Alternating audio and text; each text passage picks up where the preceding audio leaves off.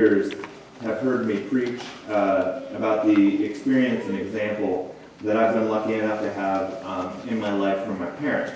And my parents, I've talked about them multiple times with you all about how they've been an example of care and support and generosity in my life. And they gave me every opportunity growing up. And even when it meant going without, for them. They paid for me to go to undergraduate. And they still helped me out more than I care to admit. Along with this example of generosity, they also strove to instill in me the importance of gratitude. So how many of you, when you were a kid, were required to write thank you notes? Anybody out there? My parents could be fairly, that's a nice word, militant. Let's use that word. Militant in insisting that these notes be written. And they couldn't just be like, thank you, Grandma and Grandpa, for the gift. They had the details of why I liked it and how special it made me feel and how I enjoyed the gift. These were, and that it was important that I get these out in a timely fashion. As I've grown up, I'm still glad for this requirement and have tried to keep up the practice of recognizing and offering thanks for gifts and help that I've received personally and professionally. Although, full disclosure to you all, I'm currently far behind on my notes and expressions of gratitude, including my parents. So, Mom and Dad, if you're listening in, which I sometimes do, thank you for my new shirt. I've received numerous compliments on it, and the socks are super comfy when working out. Love, Jim. I bring up generosity and gratitude because they seem like important and prominent issues in our gospel lesson today from Luke. So let's go through the story together, all right? So you can flip over your gospel lesson, follow along. Who does Jesus meet on his way to Jerusalem? Who does he meet? 10 lepers.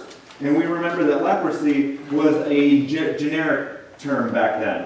It was for anybody who had a skin disease that was visible, gross, and we thought it might catch. All right, so stay away from me. It says they kept their distance. They were required to keep a certain distance from people who did not have this disease. And what does Jesus do for these 10 people with leprosy? He heals them, right? Cures them instantly of their diseases.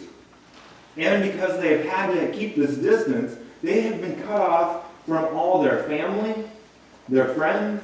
They haven't been allowed to go to church or work for God knows how long. And then we get to the crux of our story. What happens after Jesus heals the lepers? Only one returns. And I don't know about you, but it does seem a little bit like Jesus is kind of upset, or at least irritated. Verses 17 and 18. And then Jesus asked, were not 10 made clean? But the other 9, where are they? Was none of them found to return and give praise to God except this foreigner? Jesus certainly seems irritated and maybe even a bit offended at the 9 other former lepers' lack of gratitude. And this could be the lesson for us, right? It could be the lesson that it's important to give thanks to those who help us out.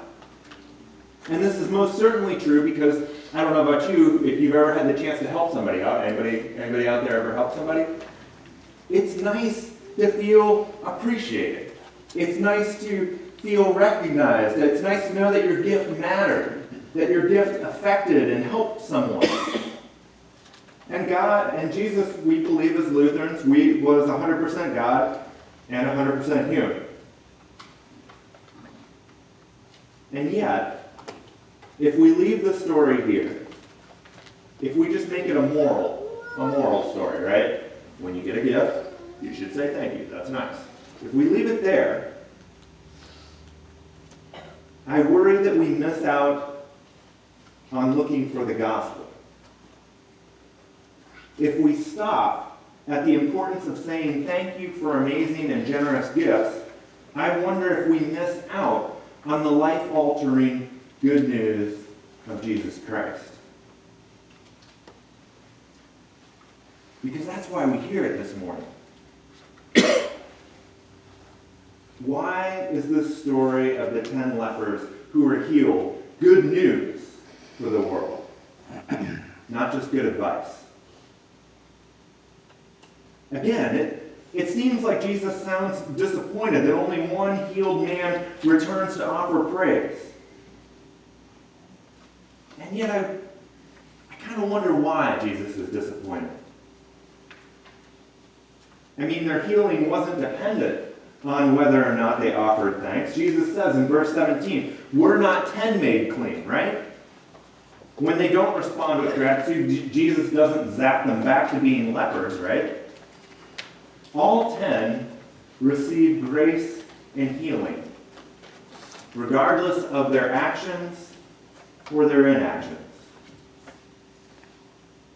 Jesus continues throughout the rest of the gospel to heal and help those in need without any preconditions and often without them ever offering suitable expressions of gratitude afterwards.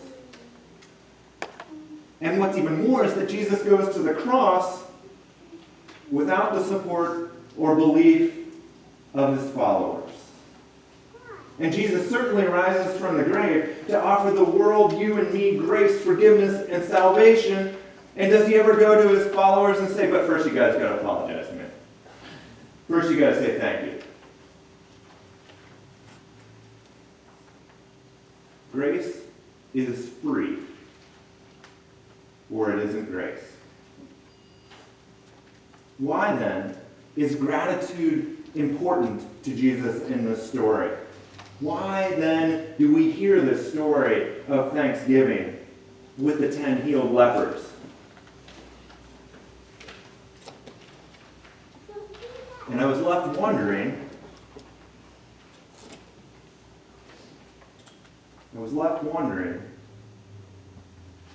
if it has more to do with gratitude's effect on us rather than gratitude's effect on God. Think about it. Is gratitude more important for us than it is for God? I mean, as you read through the Bible, right? Worship, praise, thanksgiving to God, for God, of God are important themes throughout the whole Bible. But why? You know, does the Almighty Creator of the universe need or depend on our recognition, our worship, our singing, or gratitude? Does God need it? And the people of God said, no. The Almighty God, everything belongs to God in the first place. So what if Jesus longs for gratitude and praise for God, not for God's sake, but for ours? Could it be that an attitude of gratitude is transformative and life-changing? I want you to go back. I started off talking about my parents. And there have been times where they have given me a gift, when they have helped me out, and I have failed to offer thanks, where I've failed to acknowledge the gift. Do they stop loving me? Do they stop helping me? No. My parents encourage me to write notes. And thank yous are wonderful things, but they're just the tip of the iceberg.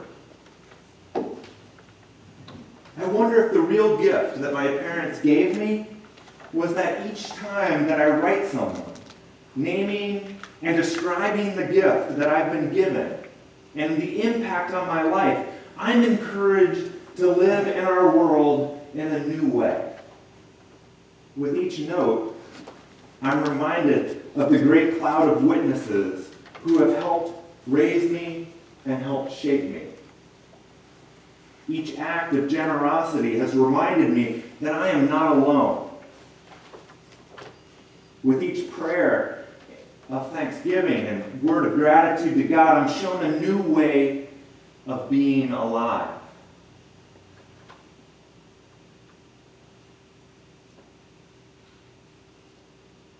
I want to tell you a story, and you all might have picked up by now that I'm a little nervous.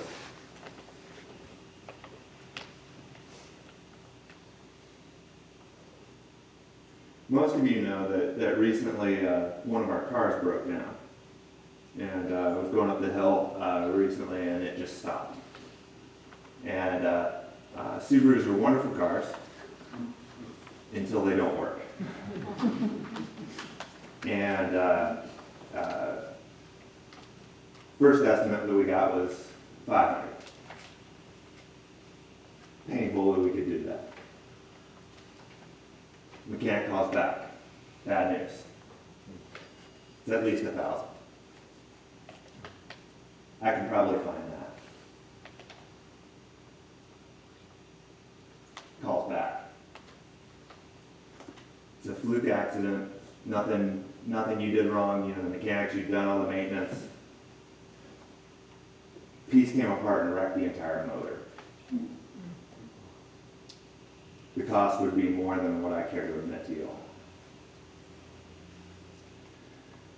And I didn't know how to pay. We needed the car back. We still owe money on it.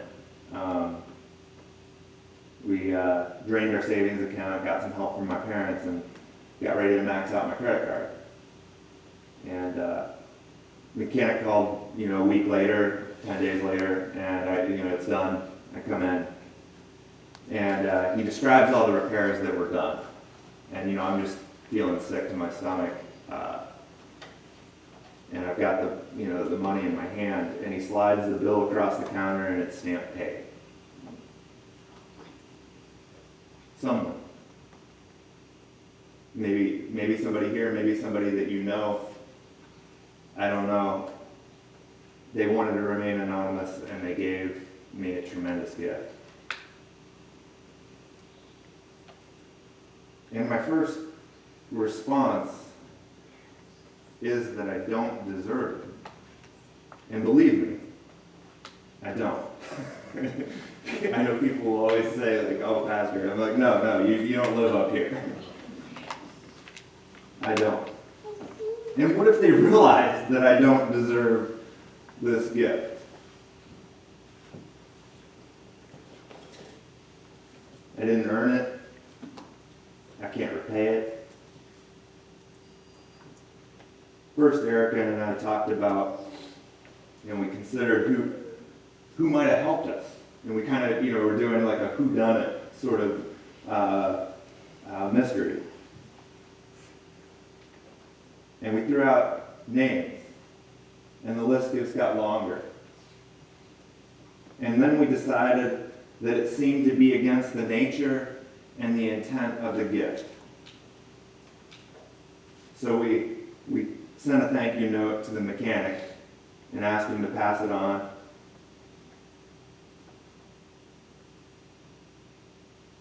But now we look at the world in a new way.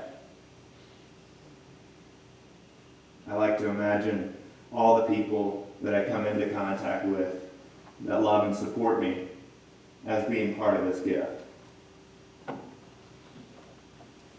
This gift, like so many others before it, has transformed my life. From how I see my wife and what we argue about or don't argue about. From how we see our family and friends to how we see our world. This gift, like so many others before it, has changed who we are.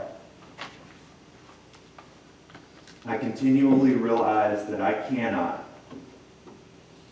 and have not done it on my own. I am where I am only because of the grace of God and the love of my friends, family, and community. And gifts like these inspire me to work to invite others into this space of grace. I would imagine that many of us could tell a similar story of how generosity has impacted your life or changed your life in both large and small ways. I encourage you to write it down. I encourage you to tell details, to talk about the impact. I encourage you to call the person who's giving you a transformative gift. I invite you to visit them if you can. Tell them about the difference that their generosity has made. Not for their sake, but for yours. How does naming and describing our blessings help us to see our world and our God in new and beautiful ways? Go give thanks and find out.